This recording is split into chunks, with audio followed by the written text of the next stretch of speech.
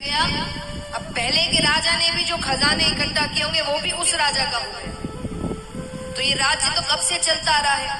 तो एक दिन खजाने की सफाई हो रही थी तो उसमें से एक कीमती मुकुट निकलता है, बहुत कीमती, हीरे जवाहरात से जड़ा हुआ। वो मुकुट जरासंध नामक एक राजा का था।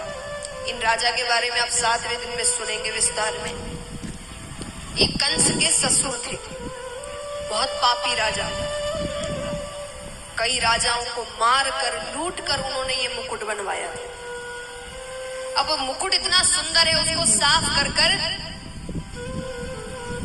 साफ सफाई करके उस मुकुट की राजा परीक्षित को पहनाया जाता है। मैंने कल भी बताया था, जैसी संगत होगी वैसा स्वभाव होगा। जैसे ही मुकुट पहनाते हैं कि राजा को हिंसक भाव आने लगे। इतने वर्षों में पहली बार राजा परीक्षित कहते हैं आज शिकार खेलने चलते हैं। राजा ने कहा है जाना तो पड़ेगा। अब जा रहे हैं तो बीच रास्ते में वो देखते हैं कि एक शूद्र एक पैर के बैल को लाठी से मार रहा है, बड़ी बेरहमी से। नीचे जमीन पर एक गौ माता पड़ी है जिसे वो हर थोड़ी देर में पैर की ठोकर मार रहा है।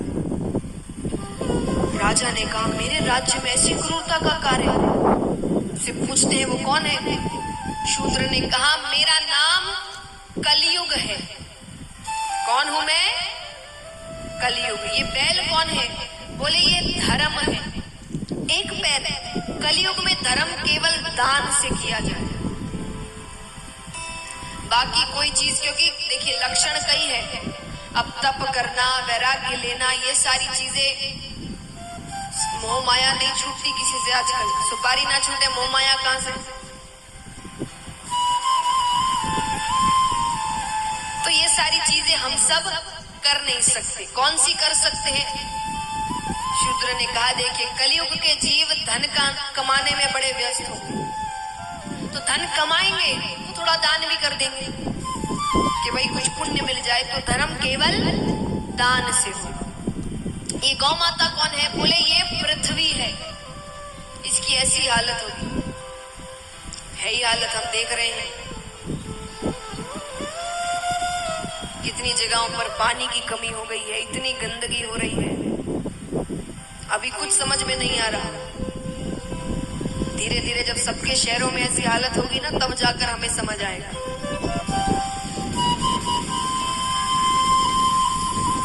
जितना हो सके सफाई रखिए, प्लास्टिक का इस्तेमाल ना करें, सबसे निवेदन है। वरना हम जो अभी कर रहे हैं ना, आप अपने बच्चों के लिए फिर वो संसार छोड़ कर जा रहे हैं, जहाँ पानी हवा इन सब के लिए वो तड़पते रहे। तो कलयुग ने कहा कि पृथ्वी की ऐसी ही हालत होगी कलयुग।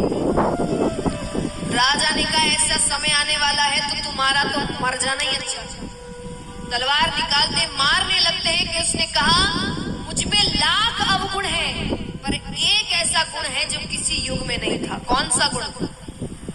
कलयुग में केवल भगवान का नाम जप करने से भगवान की प्राप्ति हो जाएगी। कलयुग केवल नाम आधारा, सिर्फ नाम लेने से भगवान की प्राप्ति हो जाएगी। राजा ने कहा ये तो बड़ी अच्छी बात है, पर तुम मेरे राज्य में नहीं रह सकते। हाँ इधर देखिए आप सब,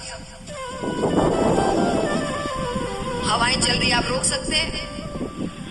नहीं तो यहाँ ध्यान दो फिर।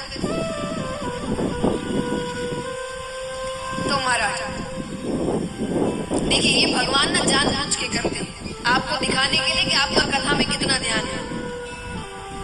थोड़ा सा कुछ हुआ नहीं, कोई आया नहीं कि जब तक वो बैठे ना उसे देखते रहो।